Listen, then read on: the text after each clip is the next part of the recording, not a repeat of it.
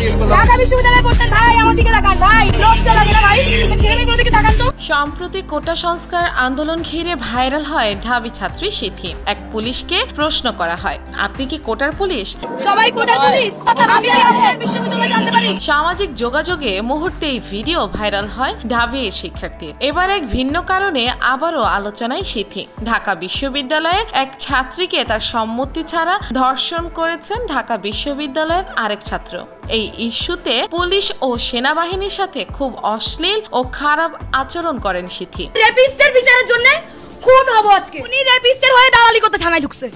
Army কেন থানায়? আর্মিকে থানা থেকে বের করো। সেনাবাহিনীর কর্মকর্তার কাছে এই তরুণী দাবি জানান, থানায় নিয়ে আসা অভিযুক্ত ধর্ষকের কাছ থেকে অপরাধ স্বীকারের ভিডিও স্টেটমেন্ট নিতে হবে।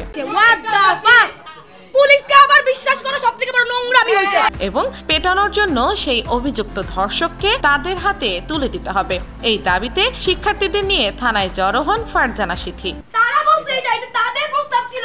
আপনি কেন এটা পুলিশদের প্রস্তাব ছিল? সেনাবাহিনীর ওই কর্মকর্তা জানান, অভিযুক্ত ধর্ষকের বিরুদ্ধে আইনানুগ ব্যবস্থা নেওয়া হবে। অভিযুক্ত ধর্ষককে তাদের হাতে তুলে দিতে অস্বীকৃতি জানান তিনি। তার এই কথা মানতে নারাজ হন ফারজানা সিথি ও তার সাথে আসা শিক্ষার্থীরা। জানিয়ে থানার মধ্যে এই তুরকালাম কাণ্ড ঘটে। পুলিশ তার নোংরা খেলা খেললো, পুলিশ আবারও বিশ্বাস নিয়ে চুদুর-বুদুর করতেছে। সেনাবাহিনীকে সরে যেতে এবং থানা ঘেরাও করার আলটিমেটাম দেন ফারজানা সিথি। বিষয়টি সোশ্যাল মিডিয়ায় এলে সমালোচনার শিকার হন। তার এই আচরণ মেধাবী শিক্ষার্থীদের প্রশ্নবিদ্ধ করে। ভাইরাল হতে থাকে সিথির ব্যক্তিগত জীবনের নানান ছবি।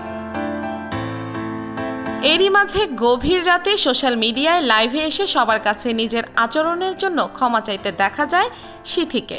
আমি তার জন্য বাংলাদেশ আর্মির কাছে আমি খুবই দুঃখিত। এরকম ব্যবহার বা এরকম ব্যাপার আমার কোনোভাবেই করা উচিত হয়নি।